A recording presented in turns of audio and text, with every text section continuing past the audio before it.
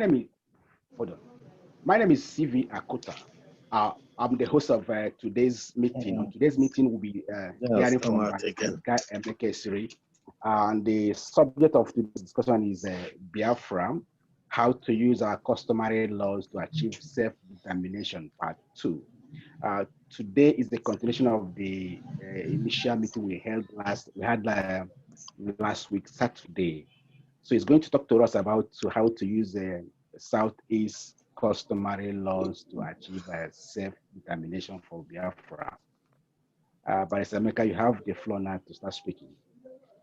Thank you, Moderator C.V.Akuta.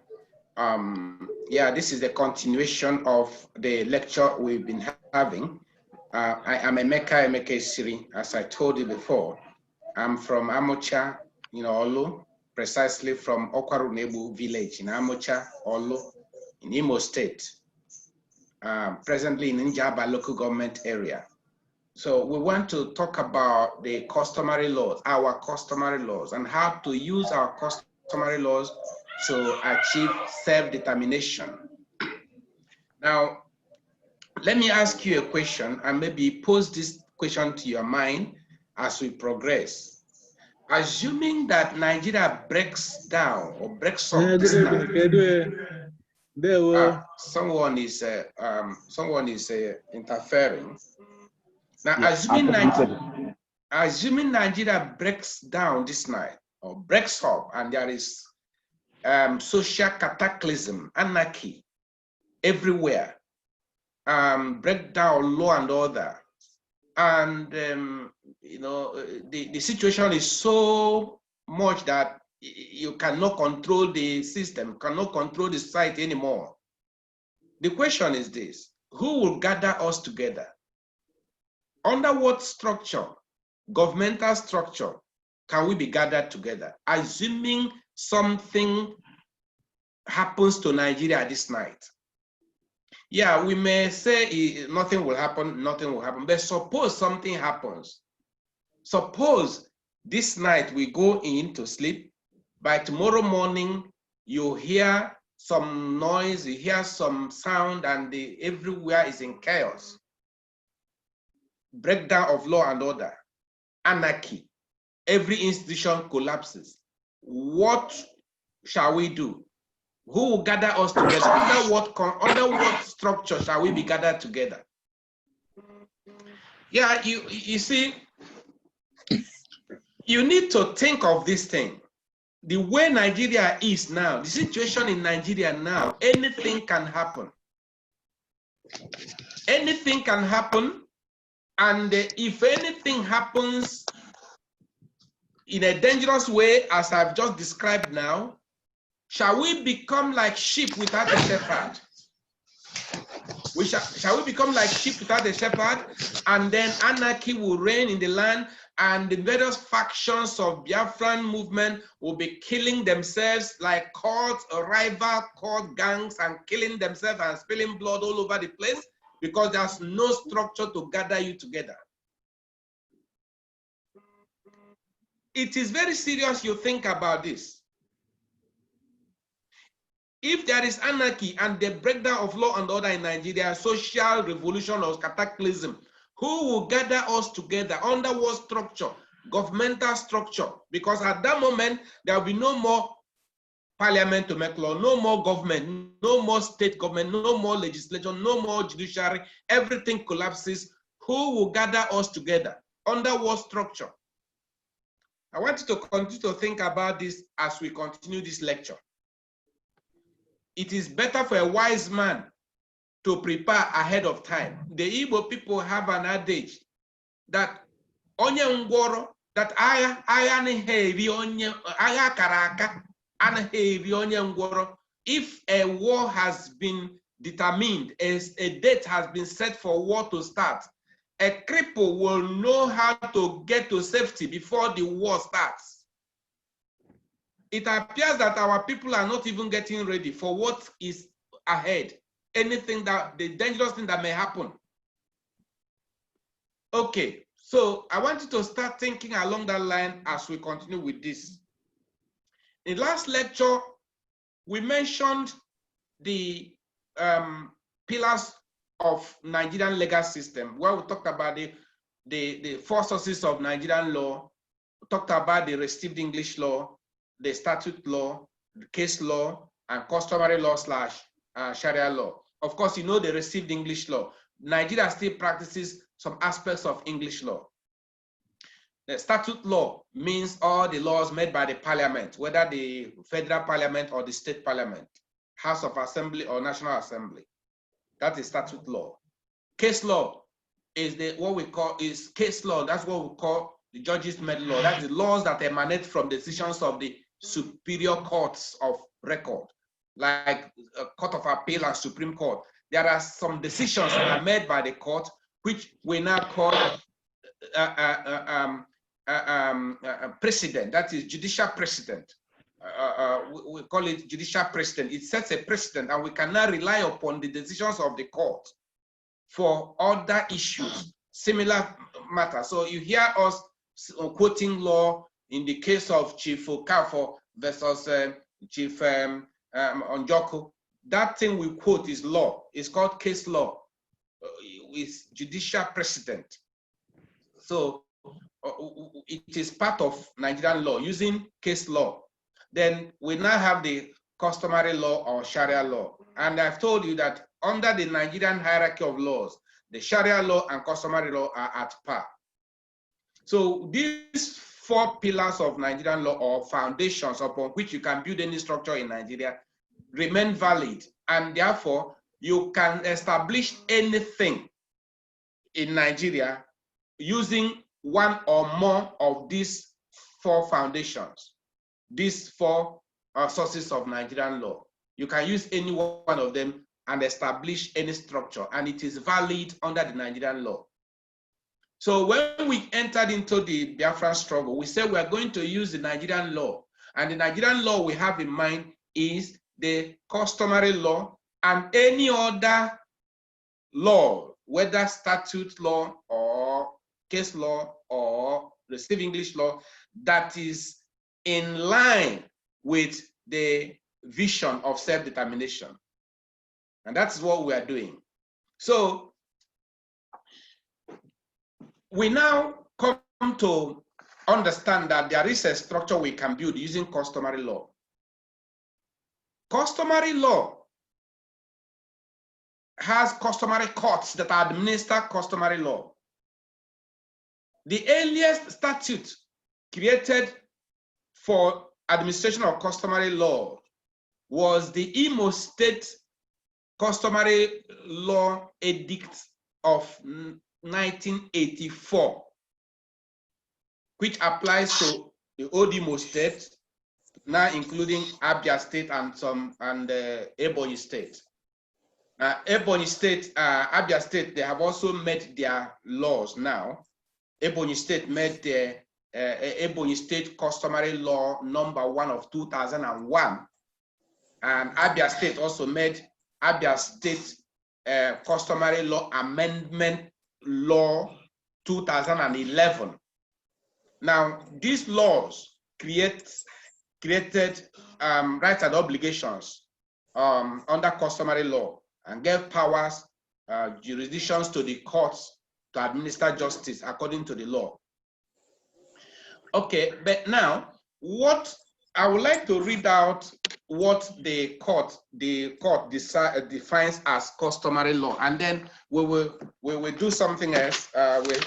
It says customary law, section 2 of the customary law edict says customary law means a rule or body of customary rules regulating rights and imposing correlative duties, being customary rule or body of customary rules which obtains and is fortified by established usage and which is appropriate and applicable to any particular cause, matter, dispute, issue, or question. Then part 4,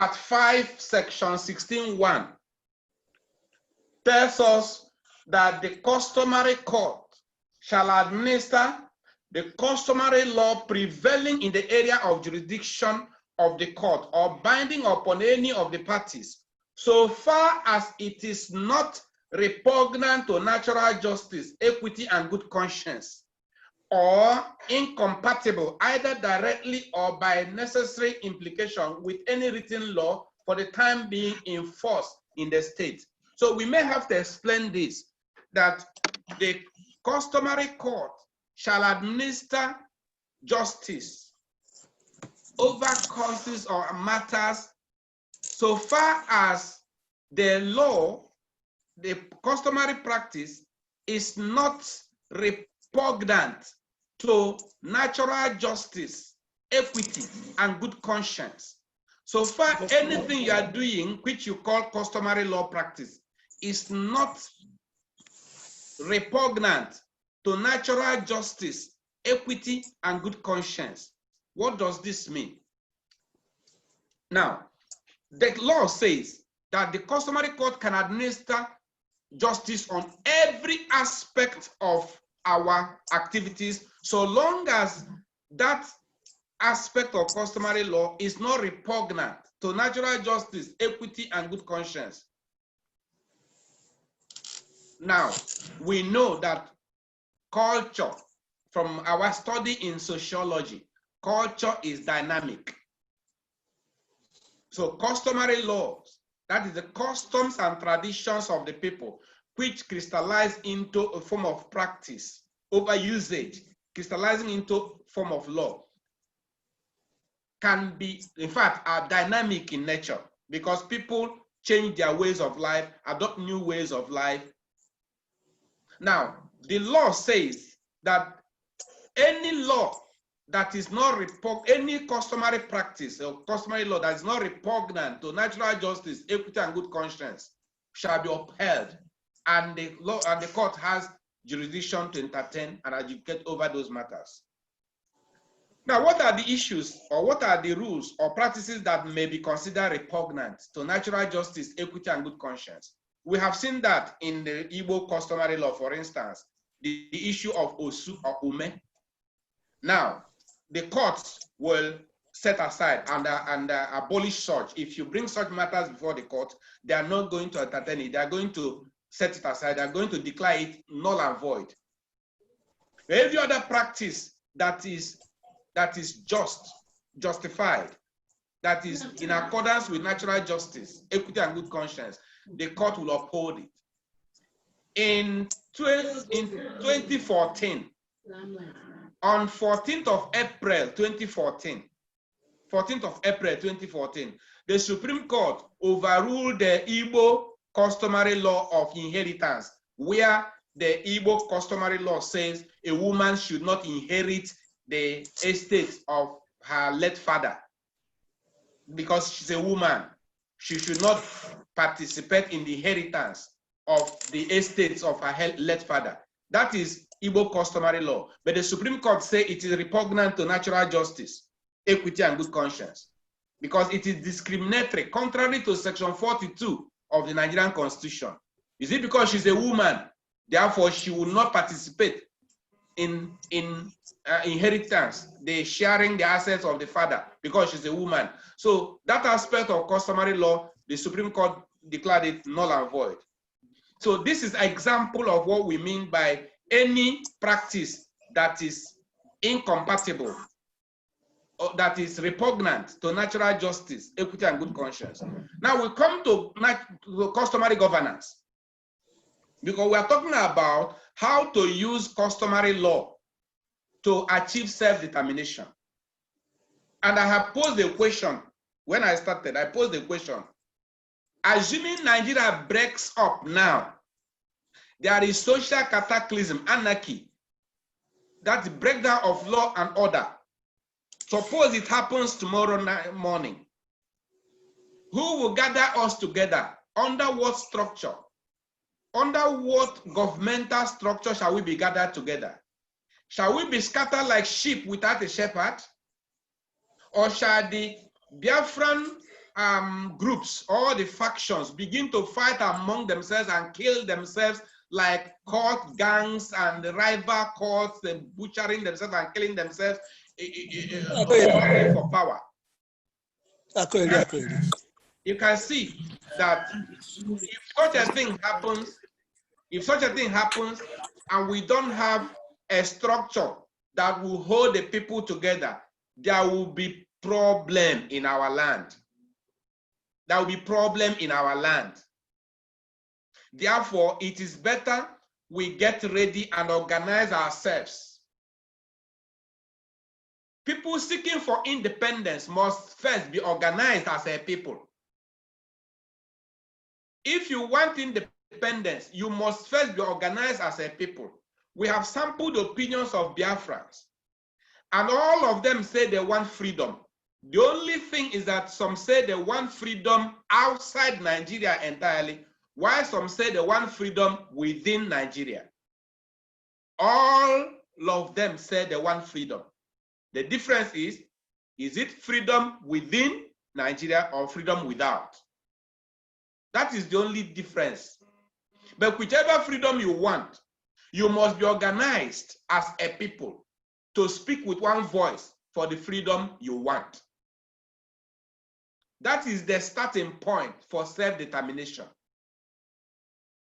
Now, we don't have the statute made by the National Assembly to help us to gather ourselves.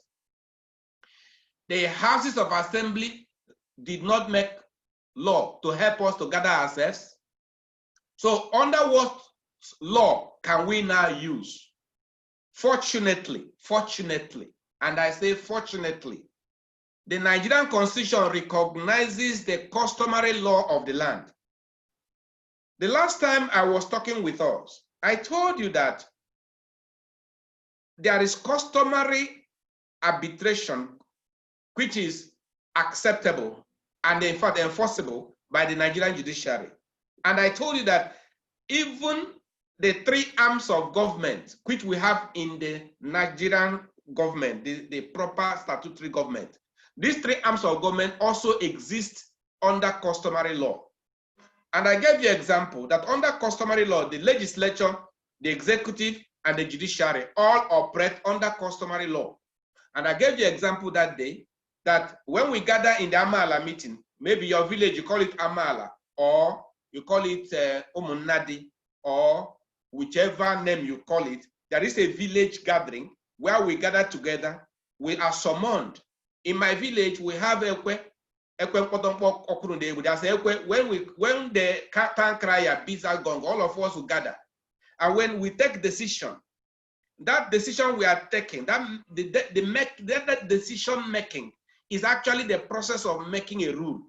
And when we finish that decision making, the head of family, the head of the village, or the Eze will now say, is this what we have agreed? Have we agreed? They say yes. And then he will hit his staff or para or fall on the ground and say, we have agreed. And that is a law. They have made that law. And then any person that violates that law, they will send the executive to execute it, to enforce it.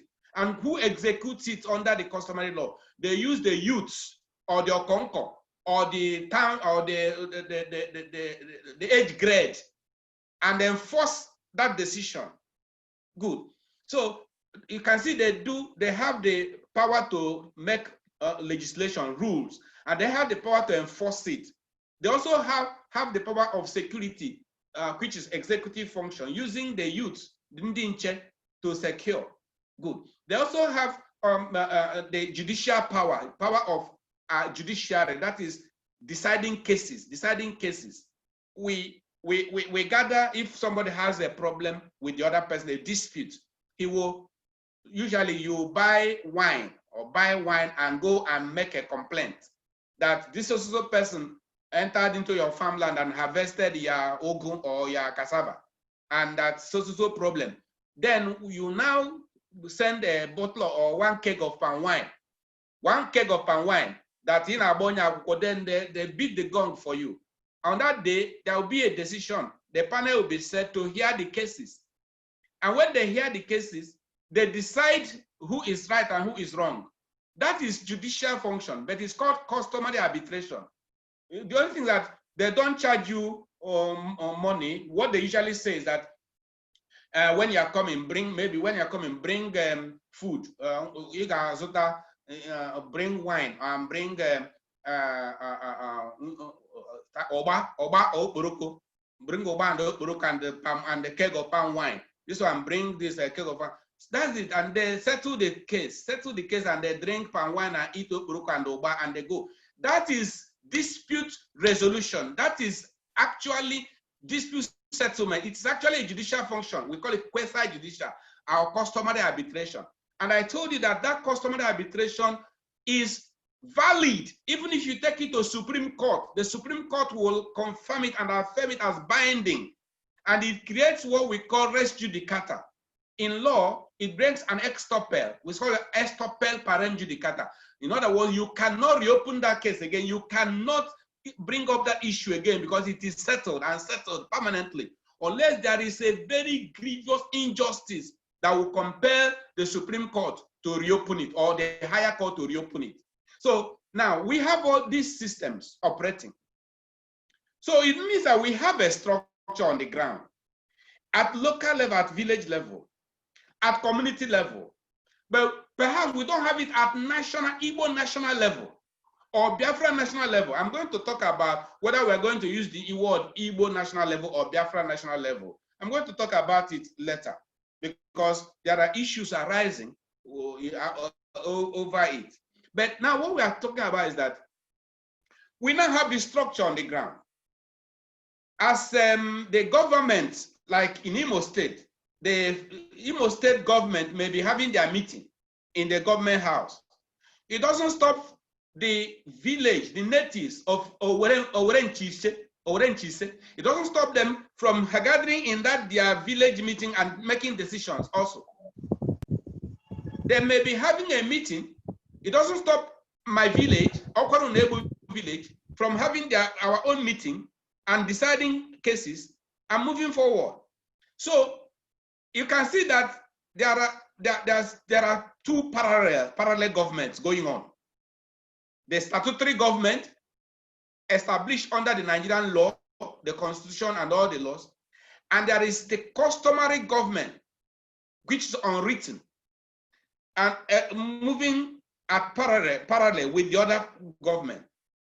Now, question: if Nigeria breaks down and there is no statutory government, no governor again, no commission again, no president again, what shall we do? Will it be community? Would there be community clashes? Community fighting against community? Groups fighting against groups? Or the Igbo versus Ijo? Or what? How shall we be organized? Now, in the first lecture or so, I said that communities are organic creations. The people are organic creations, separate from nation states. Nigeria may cease to exist, but the people remain. Nigeria may cease to exist, but the people themselves will remain. The states created by Nigeria may cease to exist, but the natural communities and villages will remain. Now, the states were created by Nigerian Constitution. For instance, the states we have now, the 36 states, are created under Section 3. Under Section 3 of the Constitution. All the states in Nigeria were created under Section 3. If Nigeria breaks down and the Constitution is pulled down, there will be no more states. Of course, you know that. You know that there are some Biafran activists who are working towards pulling down this Constitution.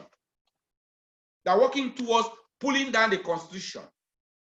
They said Nigerian Constitution is fraudulent and defective and is invalid, and therefore they will do everything possible to pull it down. Okay, that is very good. They have a concept of force majeure. Force majeure, they call it constitutional force majeure. Force majeure is a French word, French phrase, meaning major force. Major force. In law, we say it is an act of God. an act of God that frustrates a contract. This constitution is a social contract between the government and the electorate. So it's a contract between us and the government. And just like every other contract, the force majeure can frustrate a contract. What do I mean by that? If you enter into a contract now with a builder, an architect or engineer to build a house for you, and in the course of it, there was an earthquake or thunder or lightning or whatever, or storm that destroys the building or destroys the land and makes it impossible to perform the contract, then that contract is frustrated. And you cannot sue the engineer. You cannot sue the architect or the builder. You cannot sue because it was an act of God that frustrated the performance of the contract. So the people who are trying to pull down the Constitution, they will use the act of God, the force majeure, that will make it impossible to perform this Constitution. So if that happens, you cannot arrest any person, you cannot sue any person. You can say it is the act of God that caused the Constitution to fail. And once this Constitution is pulled down, Nigeria collapses. Everything collapses. No more army, no police, no parliament, no state, no local government. Everything created by this Constitution will collapse. No courts, nothing will remain. Nigeria will be anarchy everywhere. If such a thing happens, what structure shall hold us? It's unimaginable what will happen because there is no alternative structure. Somebody will kill you, there's no police to arrest you, to arrest the person. Somebody will harm you or steal your goods, no police to arrest because there's no more police. Anything can happen, there's no more order no orderliness again. What will happen? And our customary government structure may not be strong enough, may not yet have become strong enough to carry the structure, to carry the people. That's why we have to do something immediately before it gets too bad. We don't know tomorrow. The Igbo people say, Onye mechi, who knows tomorrow? We don't know yet. The people who are saying they will pull down this constitution, we don't know how they're going to do it, but they may succeed. If they succeed and Nigeria falls, crumbles tonight, who shall gather us together? You see, and when they are saying that they will use that method to put down the constitution, I say let them go ahead. It is good, and if they can do it, let them do. Even if I doubt the possibility, they may have their secret weapon or method of doing it, which I may not know. But my own concern is, assuming it happens, what shall we do? Who will gather us together? Under what governmental structure? Shall we be left like sheep without shepherd and we begin to kill ourselves? You can see so many Biafran activists, so many groups at the moment that is attacking themselves and in fact, some are kidnapping themselves and harming themselves, doing so many things. Imagine what it will be if such a thing happens and there is no regulatory authority, no governmental structure that can bring discipline among the people. It will be horrible. Therefore, it is better we get prepared now before it is too late. So I've mentioned about, are we going to be gathered together as the Igbo nation or as Biafran people? Now, some people, we are moving together. This struggle for self-determination, we are carrying all the geopolitical zones along. If you remember our prayer number 6 and 7 of our originating summons in the case between Biafra and Nigeria presently in court, we said that we want the court to make an order reversing the amalgamation of 1914 so that the people will go back to their status quo, to their position, status quo ante, before that amalgamation. Or in the alternative, to make an order convoking national conference for the ethnic nationalities to come and discuss and agree on their terms of cohabitation, being together. That is prayer number 6. Then prayer number 7 says, we are asking the court to make an order directing the first defendant, that's the federal government of Nigeria, the president, to present an executive bill to the National Assembly for a law restructuring Nigeria into 6 self-governing regions, autonomous regions, 6 of them: southeast, south-south, southwest, northeast, north central, northwest. The 6 geopolitical regions to become independent, self-governing. That is, or in the alternative, we now say in the alternative, if Nigeria does not want to restructure this country into self-governing regions, then let the president present a bill to dissolve Nigeria in peace and let every person go back to his father's land, if they don't want. Now, restructuring to regional government is the minimum we'll accept. If not, then Nigeria should disintegrate. That's what we are saying.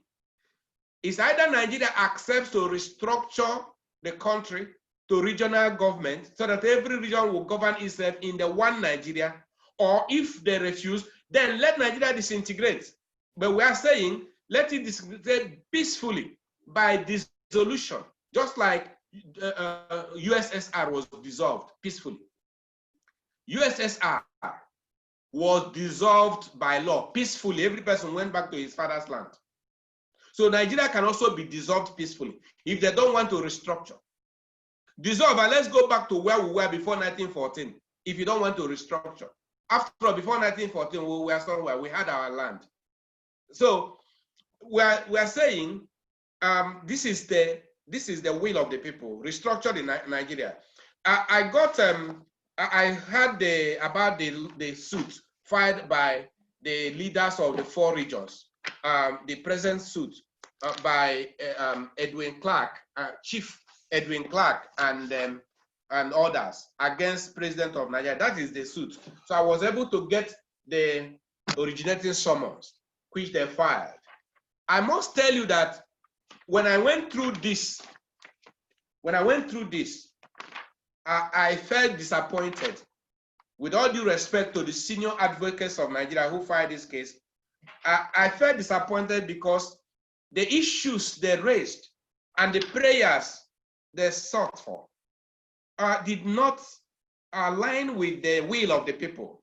They are talking about marginalization and all those things, the injustice the Nigerian government is meting out against us, denying us of rights and so on.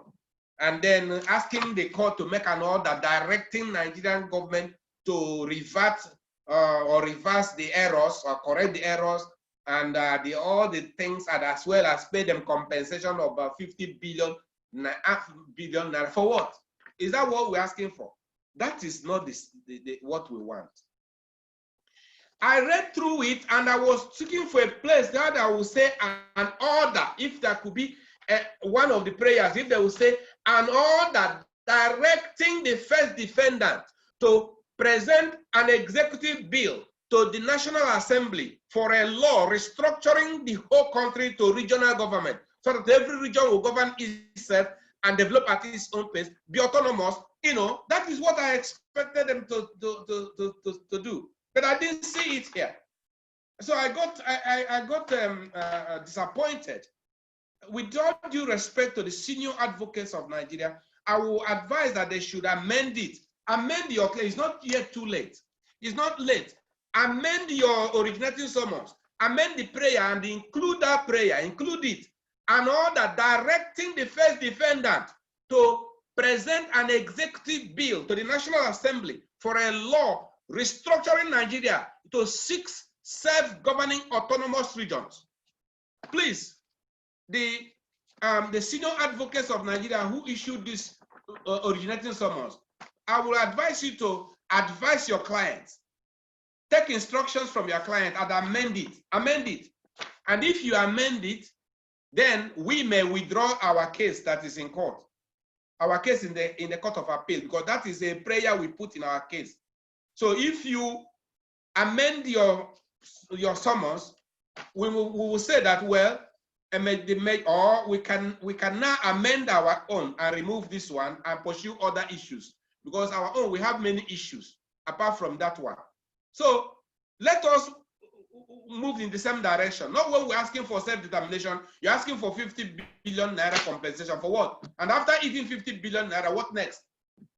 That is, I don't really get it. I don't really understand why they should go towards that level. Well, what I'm trying to say is that all of us are pursuing self-determination. We are carrying the regions along, all of them, at least the 4 regions, the southern region and the middle belt. Now, somebody said, for us, our own region in the southeast, that we should forget the name Biafra and use the name Alibo. In fact, somebody said he should be calling indigenous people of Alibo. The other people say they should be calling indigenous people of Niger Delta. That the word Biafra is a problem. That we should forget it. Well, I want to make some comments on that. Another person said, we should not participate in Nigerian law and politics because Nigerian law is faulty or is fraudulent. I will also make a comment on this. Another person said, we should not adopt the Nigerian structure of state, but rather we should use the Biafran structure of province. I will also make a comment on that. Another person said that Nigeria has ceased to exist after 100 years of amalgamation. Therefore, in law, there's nothing like Nigeria again. I will also make a comment on this. Let's start with the other one, that we should forget Biafra. Now,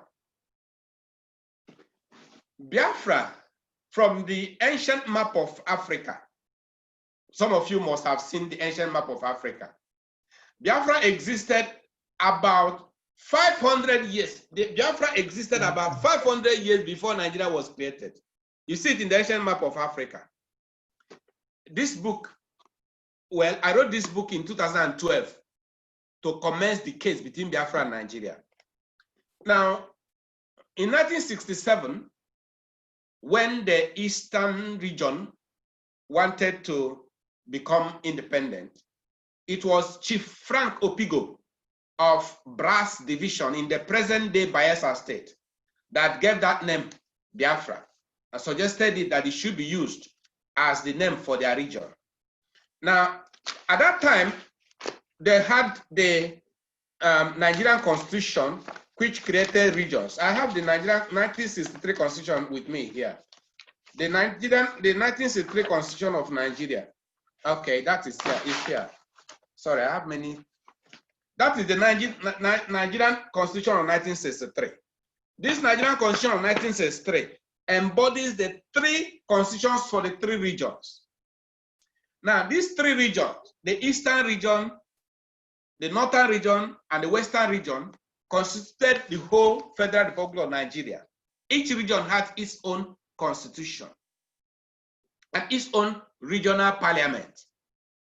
Now, it was the Eastern Nigeria Regional Parliament and Eastern Nigerian Consultative Assembly that mandated their governor, Colonel Umeh Clinton, to now declare their region independent by that name Biafra, which Chief Frank Opigo of Brass in the present-day Bayelsa State suggested, and they adopted it.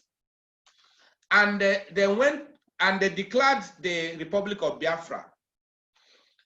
Okay, Republic of Biafra started became became alive, Nigeria declared war against Biafra, and Biafra fought. Well, you know the story of the war. And 5 countries recognized the Biafra. Tanzania, Haiti, Ivory Coast, Gabon, Zambia recognized Biafra. And by the rule of international law, Biafra had succeeded. You know, it had a defined territory, it had population, it had de facto government, and it has recognition by other countries that have sit in the United Nations. So, by right, Biafra should be granted a seat in the United Nations. But the world powers, the big world powers, denied Biafra of that right. I have written about it that it was injustice occasioned by the big power, the world powers, because Biafra had fulfilled the requirements of international law and kept the government for 3 years, even if it's 1 year, even if it's 1 year de facto governance, you are entitled to sovereignty. But the big world powers denied us that. So we have to re-strategize now. That was why I was telling that we have to re-strategize. So there is international politics that has to be played, and we have to play it. So now, somebody said we should forget the name Biafra. I don't think we should forget that name, because that name is a name for which millions of people have died. And again, in international law, there's something we call balance of power. In international relations, international law, there's something we call balance of power. I will tell you that Biafra is our own masquerade, Okemo, that keeps Nigerian government restless and gives them sleepless nights. That is our bargaining power, Biafra. When you shout Biafra, they become afraid. Let us continue shouting Biafra until they do something about it. Of course, every person has the right to answer whatever he wants to answer. That is a very beautiful thing. A region can decide to answer Biafra. In fact, I can change my surname to Biafra. Any person can answer any name he wants to answer. There's no law stopping you from answering Biafra. In fact, I can even advise now that all the Biafrans, when you have anything now, name after Biafra, either put a prefix or suffix. Biafra Dimma, Biafra Gadi. When you give birth to a child, call him Biafra Maka. Yes, some people say Biafra Maka. Yeah, it becomes Biafra Maka. You can put Biafra in your name, either prefix or suffix. Nobody stops you from answering Biafra. So continue. In fact, right now, if you make your goods, say made by a Biafra, what is wrong with that? It's made by a Biafra. The only thing you cannot say, Republic of Biafra. The Republic has ceased to exist. But we, the Biafrans, are still alive. That brings me to the next issue. They said that we should continue using the province which Biafra created instead of using states. No. All the structures created by the Biafran parliament, the provinces created by the Biafran parliament, ceased to exist when the sovereignty was dissolved. But there's nothing wrong with us using the states that are created under the Nigerian law. But I have told you that those states are artificial creation. But the communities, the villages, the communities are natural organisms created by God. That even if the states are dissolved, the communities remain. So you can see that we have to target the communities now. That is the reason our town hall meetings, the customary government town hall meeting, goes down to the communities, to the wards, local government and communities. Go to the basics, to the foundation, the grassroots. It's important that we do that. So We will not forget the name of Biafra. We will not oppose Nigerian sovereignty. We will operate as Biafrans living in Nigeria. Those who said there's nothing like Nigeria, they are either they don't want to accept the truth, or they are living in some delusion. Those who said Nigeria ceased to exist after 100 years, either they are confused, or they are deceived, or they intentionally decide not to accept the truth, the reality on the ground. There is a country called Nigeria, and we are citizens of Nigeria. Whether it is by force, by compulsion, we have been forced to become citizens of Nigeria. There's nothing you can do about it until you get independence. It is even in history. If you remember, when the Israelites were taken into Egypt and they became slaves in Egypt, all of them that were born there, they were all Egyptians. They remained in Egypt for 430 years, remember. They were born in Egypt from generation to generation, generation to generation. They were born as Egyptians. In fact, they spoke Egyptian language, they dressed like Egyptians, they did everything like Egyptians, but they kept their indigenous identity intact as Israelites, as Jews. And their fathers passed the message to them from generation to generation, say, in the Egypt, you are Israelites. We shall go. One day we shall go. Pass this message to your children, and let the children pass the message to their children until the day God will visit you and then give you deliverance.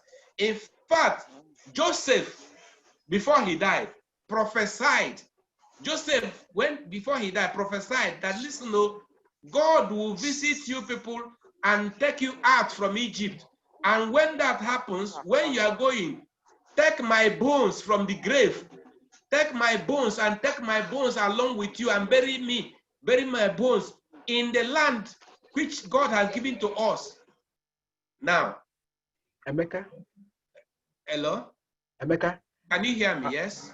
Yes, I can. I'm asking you the time to round off for questions. I don't know whether it's the time now, because we're almost just in an hour. In a few minutes, I will round up. In a few minutes, I'll round up. So what I'm saying is this: they maintain their indigenous identity, yet they remain as Egyptians until the day of their deliverance. So also we, Biafrans, we maintain our indigenous identity as Biafrans living in Nigeria until the day we shall be free. While we are struggling for independence, we have to be organized as a people. In 2016, the president of Nigeria, President Muhammadu Buhari, directed us that we should organize ourselves and vote to have a state within a state, to have Biafran state within Nigerian state. That's what he said. The question is, organize yourself. Have you organized yourself? My answer is yes, we have organized ourselves because we have put the structure in place. I will take questions. Maybe as I take the answers as I give answers to the questions, I will now tell you how we are organized, because the moderator has given me a sign that time is up. So we are organized. Last week I showed you the deed poll of customary governance, which is registered under the Nigerian law. I don't know whether you saw it. That is the deed poll. The deed poll of customary governance registered under the Nigerian law, by which we are organized. So you can ask your questions and I will expatiate as we go forward. Thank you.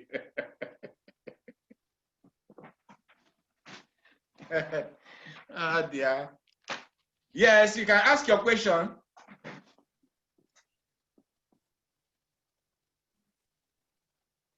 Ask your questions.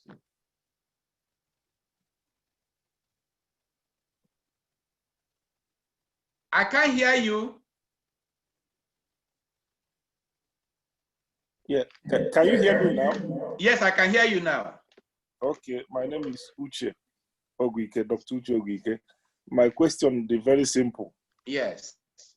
One, why are we struggling for restructuring of Nigeria into 6 geopolitical regions?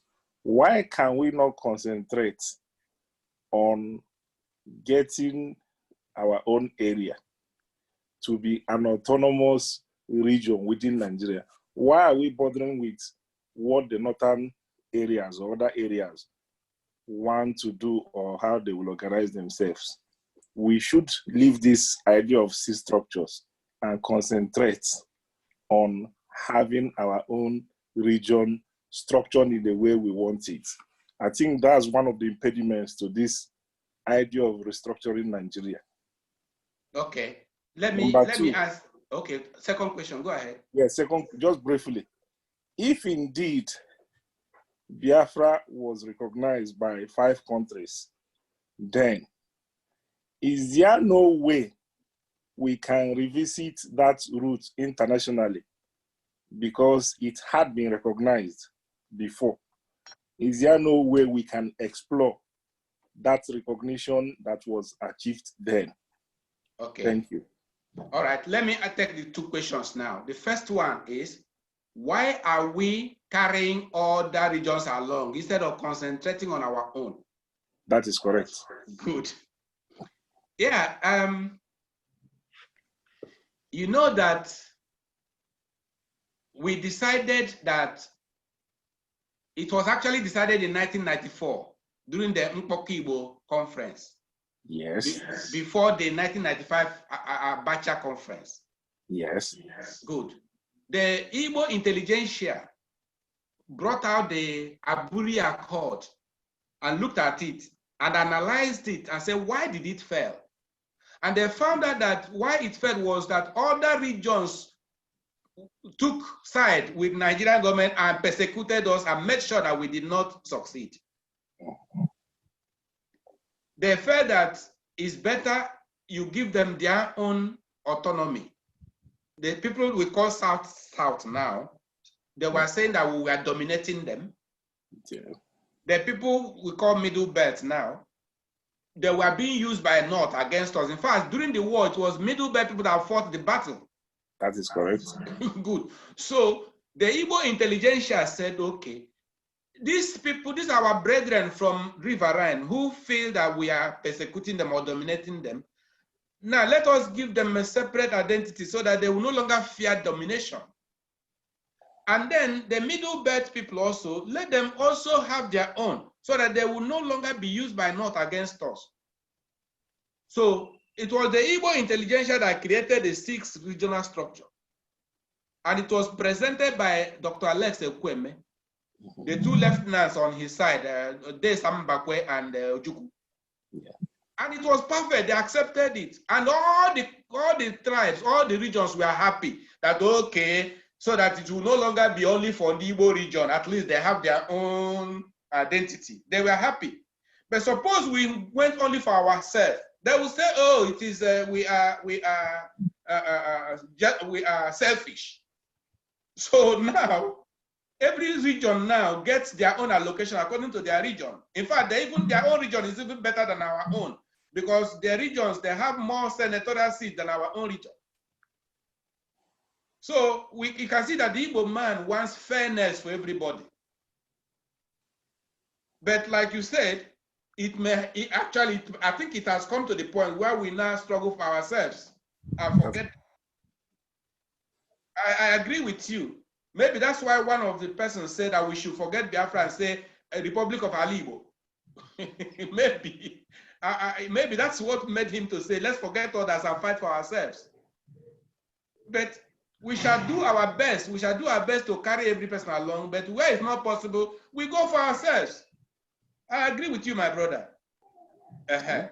Then your second question, what is it again? I said Biafra achieved recognition by 5 countries. Fine. That is correct. Now, you said, is it not possible to revisit it? My brother, it is. Because as far as I know, Those 5 countries did not withdraw their recognition up to today. That's correct. In fact, I may have to say it now. I represented the Biafrans in 2014 at the AU meeting in Nairobi, Kenya. And the person that was the head of African Union that time, he took a copy of this, my book, Biafra or Nigerian Presidency, What the Igbos Want. And we had a discussion. And he's from Zambia. And he said that they are in support of Biafra, that we should bring our case to the African Union and let it be debated. That is correct. I agree. Unfortunately, when I came back home, the Biafran activists working here, they frustrated me. They destroyed everything we built with propaganda. And right now, that man, the head of African Union, who discussed with me in 2004, is no longer there now. We missed that opportunity. But one thing is this: we can revisit it. We can visit all those countries. By the way, ever since after the war, have our elders constituted a body to pay visit to all the countries. Yes. To say thank you to Tanzania, government of Tanzania, yes, government of Zambia, government of Ivory Coast, government of Gabon, and Haiti. Did our elders send people to say thank you? Yes. That is the reason you should be organized as a people to know what to do next. I remember that Dr. Dozie Ikedife and the elders, the Supreme Council of Elders, they sent delegation to Gabon, a few years ago. But we need to do more. Of course, you know that the president of Gabon right now is a Biafran child. Yes. Good. He was one of those children that were evacuated. A case came up when he won the election. A case came up. They stood against him and they said that he's not a Gabonese, that is a foreigner. But the law says when you adopt a child, the law of adoption means that that child is your child and has the right to inherit from you. That's the law. So he defeated them. His father adopted him, and by the law, he is the son of the family. So we have not done much. Your suggestion is very good. It's necessary we revisit. We have to pay visit to all those countries and speak to them. And hopefully something good will come out of it. I hope so. But then we have to be organized. We have to be organized. Because when you go, they'll ask you, who sent you? Who sent you? So it is the elders of the land. And I want to make another statement, which is very obvious. By customary law of governance, it is the elders of the land that have the right to organize their children, gather their children, advise their children, discipline their children, and oversee the affairs of their children. That is under customary law of governance. Just like a family, a head of a family has right to organize his children. So also the head of a clan or village or community, the elders have the right to organize their children together. So this is where the elders of Biafra land came in 2012 to gather us together, headed by His Lordship, His Majesty, Honorable Justice Ezozobo. Is late now. Yes, the elders that came up. This was the vision. That was the vision. So your question and your observation is excellent, my brother. I think it is something we have to work on. But we have to be organized so that when we go, they'll ask, if they ask us who sent us, we'll tell them who sent us. Okay, thank you. Thank you. Any other question? Any other question, please raise your hand and then I will give you microphone to speak to Barrister Emeka Emekes. Thank you very much. No. What is your name and where you're calling from? Who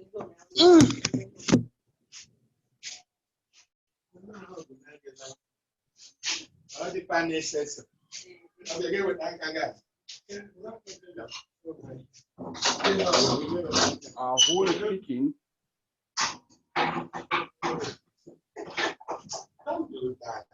It's like there's no other question. Somebody wanted to ask some question. Is it Ezeji? Well, if there's no other question, that means we summarize and close. Is there a question? No, hang on. Somebody is trying to raise his hand up. Just 1 minute before we get to. Just hold on. Yeah. Because I muted everyone. If you have any question to ask, just raise your hand up and then I will give you audience and or microphone. I will ask you to unmute before you can. Emeka, please, could you, while we are waiting for people to raise their hand, could you maybe talk more on your meeting at AU when you went to represent Biafra? How did it go? My brother, before he goes in, hello. Hello? Can you hear me? We can hear you. What's your name and where are you calling from, please? I'm from Franklin. I'm Pastor Franklin. Okay, Franklin. You're welcome. Okay. Thank you for this occasion. As an elder. Can we see a video, please? Sorry? Can we see a video, please? I don't know how. I'm old school. I don't know how to do that. Okay. So, my brother, I'm night school. Say with me, I can do all things through Christ who strengthens me. Start my video. I'm on you. All right, when no. So what did I forget them?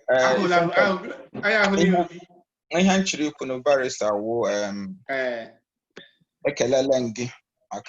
I don't know who motivates you or what encourages you, but I don't envy you. But well done. That's number one. Thank you. Number two, and I'm here to 60 years. And you my junior. I won't junior again. They want no. Tiati get on a bank account. But I'm looking for a diplomatically acceptable way to say it is that if a house is divided, it's always very difficult to achieve the mission. Yeah. So much as we are calling elders,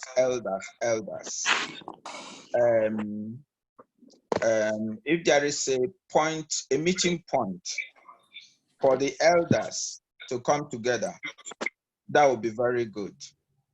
And for the rest of us that have come out of Igbo land and have seen both sides of contraptions, and we know the right thing to do, but we just don't think it's worth our while to lose our life like other people lost their life. But you that has chosen to do this is why I'm saying thank you. So,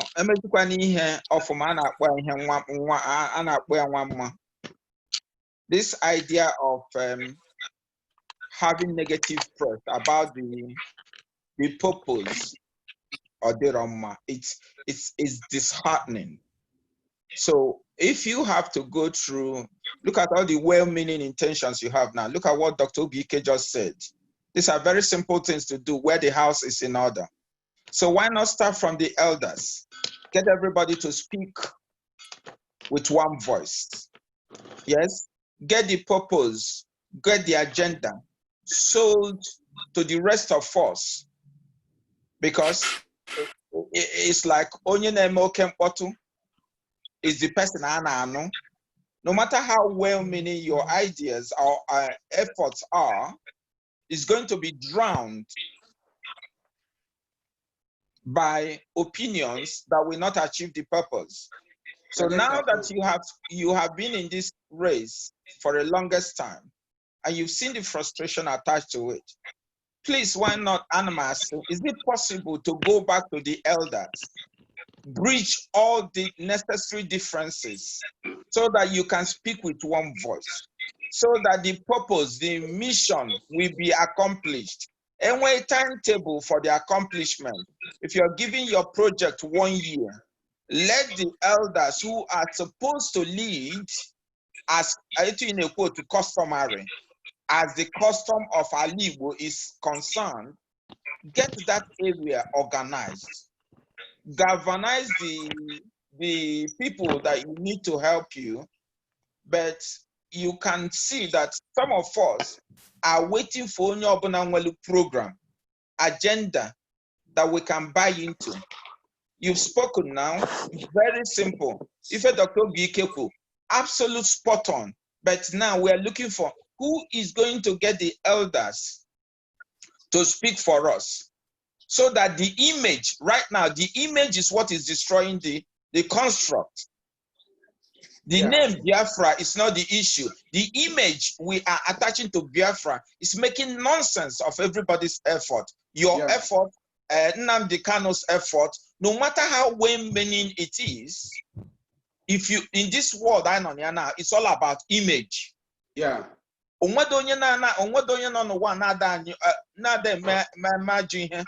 the image there is a divided image. The image there is that apart from Biafra. Are you stopping me? Who is making noise? So I'm saying, because get the elders in place. The purpose is good. The intention is good. Stop the bad press. Stop the stop the rot and stop the division. Whoever you go to, if you go to Tanzania now, go to Gambia, go to Ivory Coast, will they still give you that audience that is deserving because of the noise I make? That's a good question.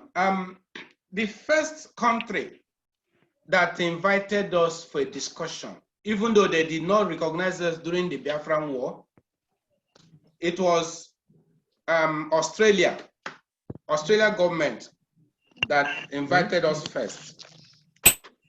This is their, this is one sent to Australia government on 19th of March 2013. When they invited us. This was signed by Justice Ezeji,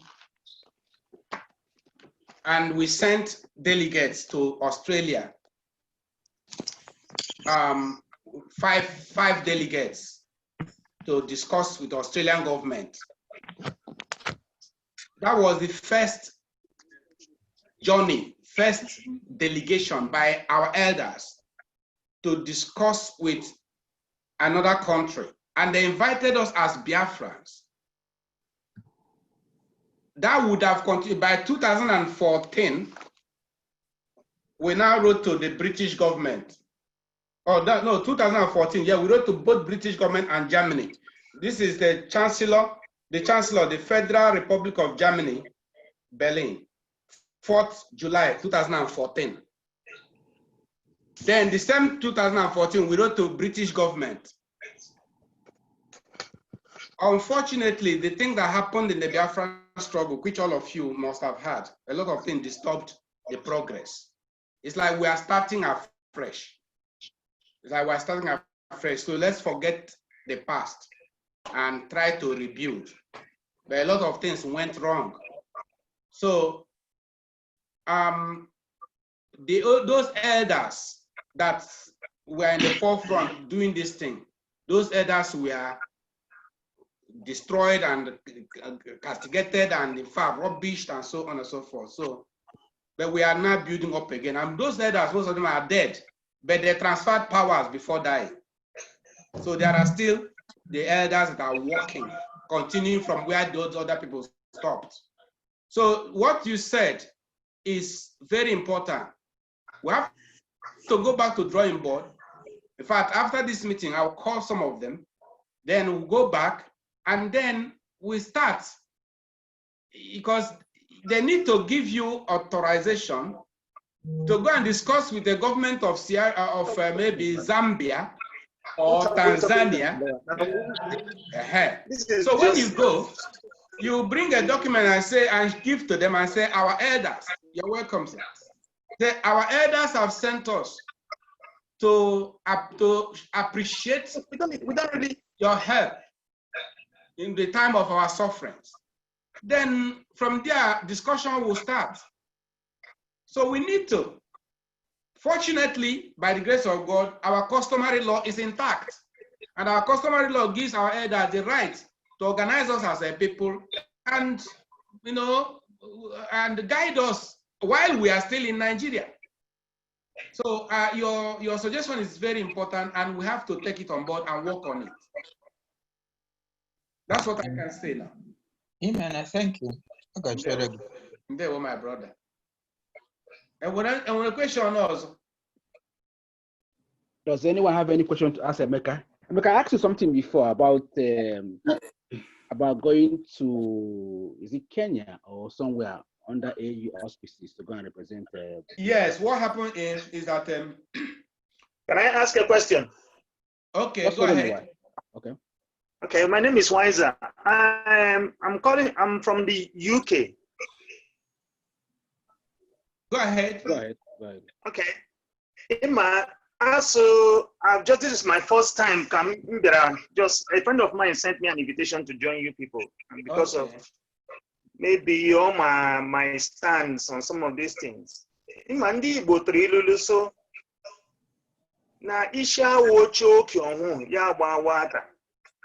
Yeah. You have been talking about meeting the elders and not meeting the elders, or customary law and not customary law. First and foremost, let me applaud your work. I think Biafra has been a struggle for the past, before I was born. My dad, my uncles, they all participated in the Biafran Civil War. And one of the things in the Igbo, I think we are kind of misguided loyalty to our elders. And I'm saying this with all due respect to the elders. And so, he gone now go. So give me a card, what I get he gone on our go, so give me a card, yeah. So our elders, we must, if you look at what is going on around the world, even in the UK here where we live, if you look at the Scottish independence drive, the people fighting for the Scottish independence drives are not the so-called elders. Sometimes, Okorobia may be there.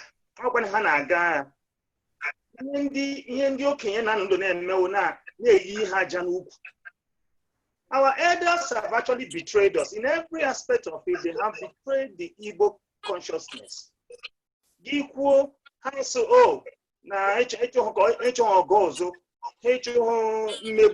Whereas our people are dying slowly, our people are being castigated slowly.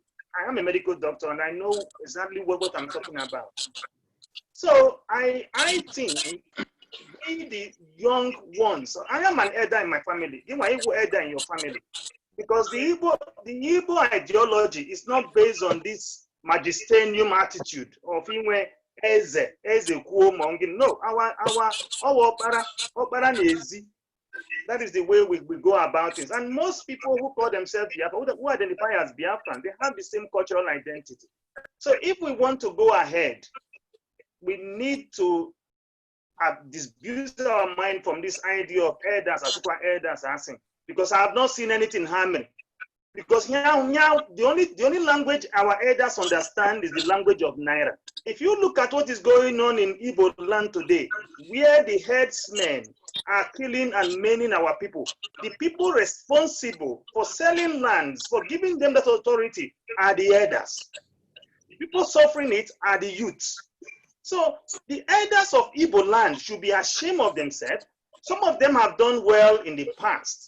The present ones, for me personally, I just think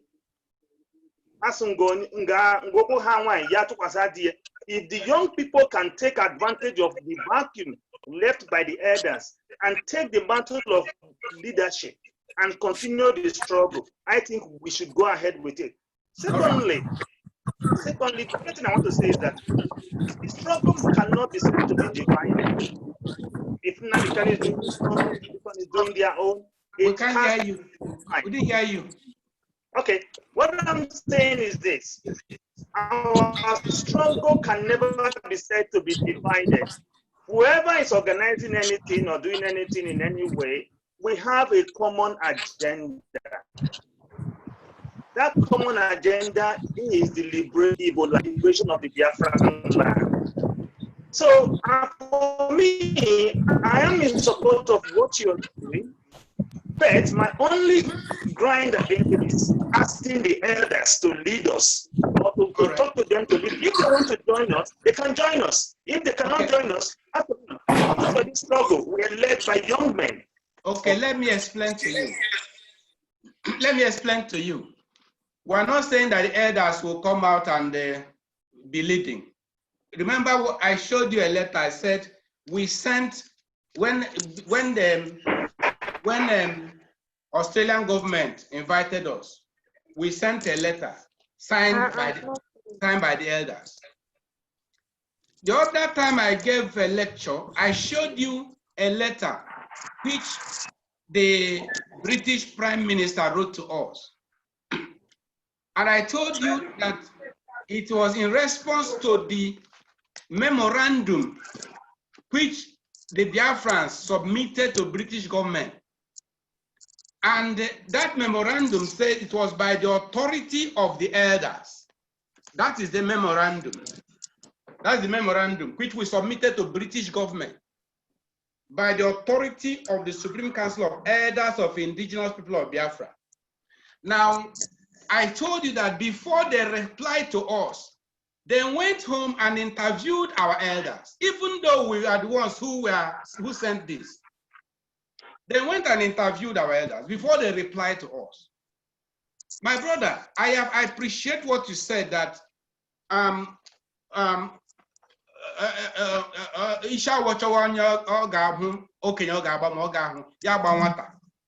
some of us are already elders.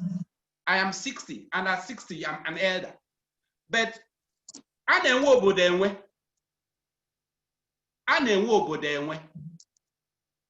if the American government or the British government or the German government wants to talk about the Igbo nation, they know who to talk to. It's better that that person they have regard for gives you a letter. And then when you go, you say, I was sent by so. They can stay there and telephone the person they have respect for or they regard as the leader. Yes, there are people the international community regards as Igbo leaders. It may not be me.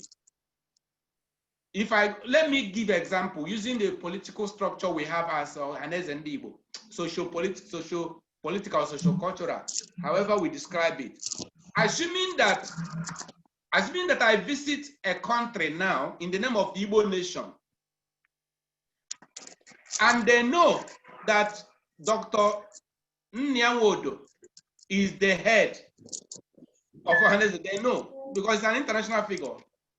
And they ask me, this your meeting or this your movement or this your journey, is it with the knowledge of Nyanwodo?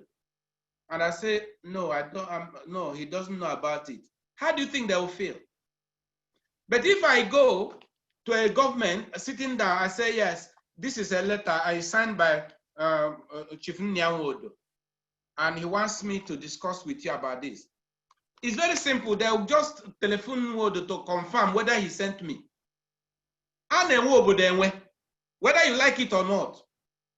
So I'm not saying that they will be going around. We, the younger ones, will go around, but we need their authorization. That's what we mean. I agree that some of our elders have disappointed us, But that doesn't mean that we should not give honor to whom honor is due. That is my suggestion to that question. Right. Do we have other people to ask questions? Just raise your hand, then I will give you a microphone, or send a text message. I will pick it up and then give you audience with Barrister Emeka Emekesiri. Emeka, you've not answered my question, even though you've answered other people's questions. Good evening. Good evening. Good evening. Yes, I would like to talk. Good evening, everyone. Sorry, what is your name and where are you calling from? My name is Susan from London. Oh, Susan. Yes, good day, sir. Good day. It's a shame I missed this program. I was actually in another meeting with Nyawodo and most of our councillors from UK here. I left the meeting and I've missed everything. So I missed what you said and what you wish I was hurrying to meet up. And it's a shame that I missed it, and I wanted to know. Don't worry, you get the recorded message. You get the recorded message. That's interesting. Thank you so much. Yeah. Thank you for Ezeji before concerning elders, and they're like a more. You know what I said to you when I've talked to you one time about that I liked your emotion. Yeah. The way that you addressed. I was in your program, your last speech, two previous ones ago. I told you about that. I texted you. Yeah. Yeah. So and that was why I don't know how I came to join that. Who sent the link, and I was able to follow it up. And today again, I found myself in the forum, and I said I would join you guys today. Because I've been here, and though Imana Ikugu good strategy and also some of them, but you need to move fast. Everybody know this evening, I see na one meeting now, or an Ezeji within Yamodo na conduct right. We mentioned a lot of things to us about at the moment and these problems here and there. And I don't know the way you say so this thing, which you've been like this for a very long time. Is there any way you can try adjust to things to see how you can move faster? With your faster. Is it faster? Yes, in your plans and strategy and everything in them. Yes, and in liaise with other people as well to join you, because someone I meet today, which I was able to meet some ladies. There's a lady called herself Comfort Hero, and she's the director of African crisis in Africa, all African crisis, to which is the worldwide. She was there. So the first time I met somebody like that, and we need to involve people with international matters. Even somebody to involve one day the crisis in Hanoi. So this lady was in charge of which international recognized. So, but the way he says to these things, I'm not seeing you. I don't know if there's any way you want to fast. Not seeing me being fast. Yes, and if one of we can get to change things with your this thing, because I need to go together. I need to move on together. We need to meet up together. He help us with the phone. I agree with your but the issue of moving fast. I was just thinking the moving fast on the area of security. Maybe you discussed with him, right? Yes. And every other thing, yes. I discussed with him, Dr. Nyawodo works with us. He's just like our patron. Let me put it that way. He's one of the people that are behind, he's one of the elders behind this movement. And some other elders. Now, I've discussed with them over the issue of security, and they are taking care of that. Yeah. I heard everything you said today. He said so much today. Yeah, so so there are certain things I have discussed with them which they're taking care of. the next important thing is what Dr. Suggested, which we have to move now to meet with those international partners, those countries that are with us. I'm going to talk with the elders. I said, listen, we have to move now so that they can give us authorization letter. I'm not asking them to travel. If they can travel, that'd be wonderful. But if they cannot travel, let them give us authorization and we move. There's no country we go and sit down and say, so the elders of Igbo land have sent us. They will not listen. They will listen. But if we go, like we always say, if you go, they will ask you who sent you. It is natural. So we will move. Like you said, we have to be fast. We'll do as fast as we can. It's not always easy. You know, we have so many challenges, even to move. We have challenges to move.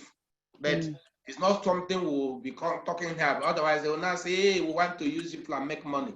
I'm working, I'm sweating, I'm sweating out my living. I'm a practicing barrister and solicitor and estate surveyor and valuer, making a living from my profession and still using it to serve Biafrans. So if I start talking the difficulties we have, some of you will say, hey, something else. So we will work as much as we can. We just do our best. We'll move as much as we can. That's what I can say about that, about being fast. What do you think about the World Igbo Congress? Because I'm part of them as well. I'm one of their big committees and one of the admin as well. Yeah, they're good. Liaising with them as well. Yeah, they're good. I relate with them. You know, the documents I have, I sent to them, to their platform. I'm also in the platform. So yes, you said you are in the platform. Yeah, but will one of our members look for you? He didn't see you. Wonderful. Did he contact you eventually? World Igbo Congress, the America. World Igbo Congress, the American one. Europe. No, the UK one. Can you? Europe. I'm in that in that WhatsApp group. I didn't see you because I'm one of the admin there. What happened? Yeah. Somebody removed me because it was Dr. Uzoma that put me there. Okay. Uzoma. Okay. I'll ask Zubi to look for your distance because you know Dr. Uzoma now. Yes, I know, of course. Yeah. I had when they were arguing that you shouldn't have WIC Europe, that there should be no WIC Europe. You should only use the WIC America. Yes. You know? There's so much argument going on here. We have committee going on as well. Created committees here and there too. Okay.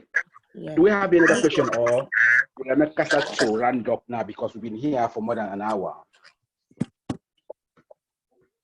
All right. If there's no other question, then maybe we'll round off. We'll round up again.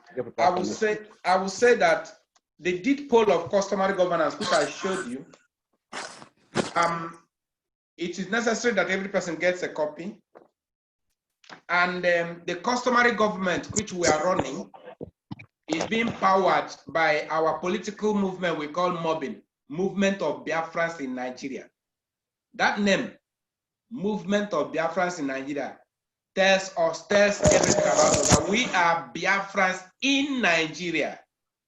Though we have made it clear to Nigerian government that we are Biafrans living in Nigeria and we have the right to carry on with our movement. And Nigerian government has seen us. We participate in politics and we are very strong in politics. And I will also announce that at the moment, MOBIN is controlling a board in the Enugu state government. So we are right there politicking for Biafrans. We want to put Biafrans in power so that Biafrans will control our region.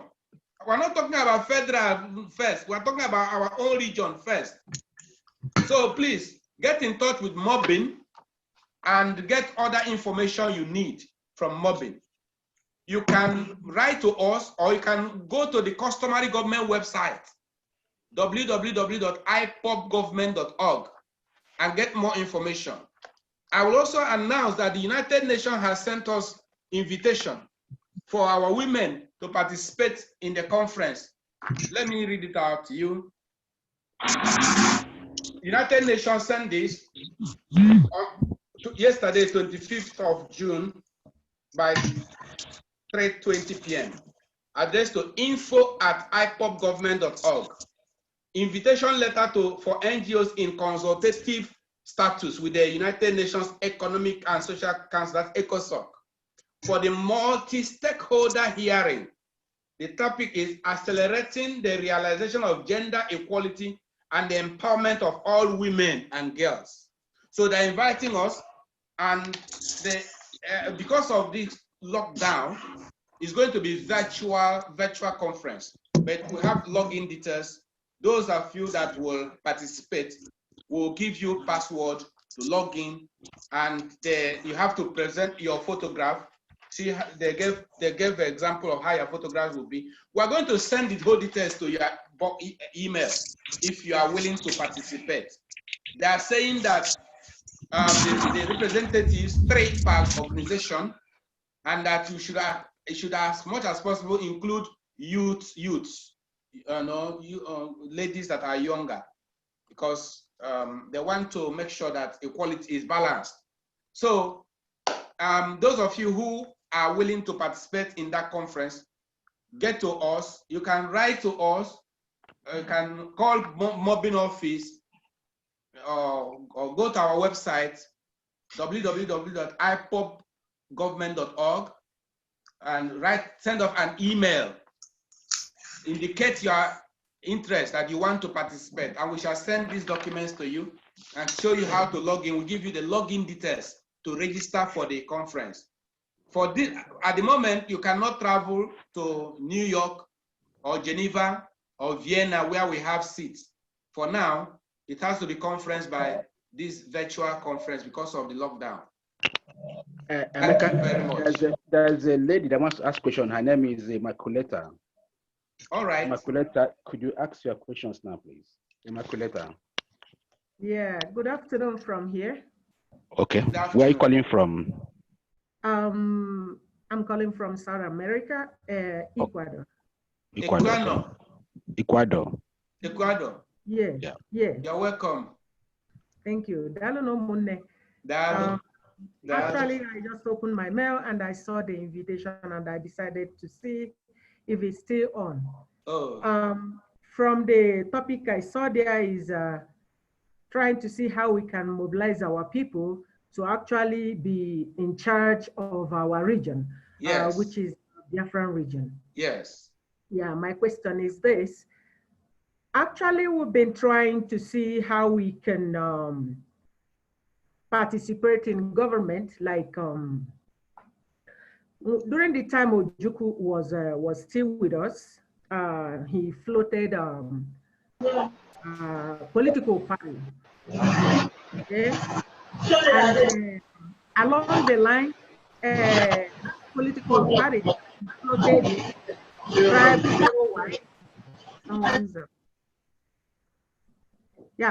tribe the little while, and we were not able to do anything. We were not able to get a majority. APGA. Okay. So now most of our people, they joined the APC and so on and so forth. And a lot of things are really going wrong in our region, which is Biafran region. And now we want to mobilize again, try to see how we can get in control of what is happening in our region. I wouldn't know how we want to go about it, following the situation of things, the way we are being marginalized, the way we are being swallowed by people that think they are the owner of everybody that is in Western region, Nigeria. I don't know how we want to do it. And again, followed by the fact that most of us, because of money, they sold a lot of things out. We don't have any secret. We cannot communicate with our people without another person hearing about it. And a lot of people that have felt that they collect money and they become a sellout. So I wouldn't know how we are going to organize things successfully in our land. Look at the way we are being insulted everywhere. The Fulanis have taken over our land because of the people that are our governors and so on and so forth. And we cannot talk with one voice. If anybody comes, instead of supporting, they like to fight them. Sometimes I get disappointed with most of our people. We say we have intellectuals, we are intelligent, we are this, we are that, but we can't control ourselves. And that is why a lot of things are going wrong in our region. And it's so sad that Igbo people cannot organize themselves. The elders. If we take, for example, what is happening in the north and what is happening in the west, our Yoruba counterpart or Duduwa counterparts, even if any of them makes mistake, they don't come and castigate them publicly. They try to gather themselves together. But in our case, we say we should be our brothers' keepers, but in our case, we are the one that is going to cast our people. Whatever their fault is, wherever their problem is, we don't seem to be in unity. I don't know why it's like this in our region. We don't seem to be in unity. Even the elders, even the young people, everybody is just like in disarray. Immaculata, please, could you make a question short, please, because of time, please? Yeah. This is what I want to point out, and I want to know how we want to get this thing on by gathering ourselves to get. Thank you. Okay, my sister, your observation is in order, and that is what we are trying to rebuild. A lot of things have gone wrong, yes, but we must rebuild. We must rebuild. It's not right to continue crying and weeping and lamenting over these things. The best thing is to start rebuilding the structure that has been broken down. That is what we are doing now. We want to unite our people, we want to discipline, we want to make our people to come back to that our original norms and value, where there's discipline, there's orderliness, there is that love and unity, there is patriotism towards Igbo land. So we want to come back to that same condition. A lot of things went wrong, but hopefully we shall rebuild it. And you're asking how is it possible that we can control? We can, as we rebuild now, as we put heads together, join hands together, we shall rebuild Igbo land. I bet you we shall. All right, my sister. I don't think there's any other question. So please get in touch. You can email us info@ipopgovernment.org, or you can call Mobin's office 08181830307. Mobin Secretariat at Enugu 08181830307, or 0706-803-1176. 0706-803-1176. Mobbing Secretariat at Enugu, and they will guide you. That is what I have now for you. Moderator, do you still have any other thing to say? Please begin to round up and summarize so that we can be able to bring the meeting to an end, and then so that we can be able to let's round up now, please. Well, Emeka, sorry. Emeka, Ezeji, I want to say something there. Okay. I want us to maintain statistics of participation in all the meetings. If you look at the meeting today, it looks like the number that used to attend is not up to. Today, we have 17 members here.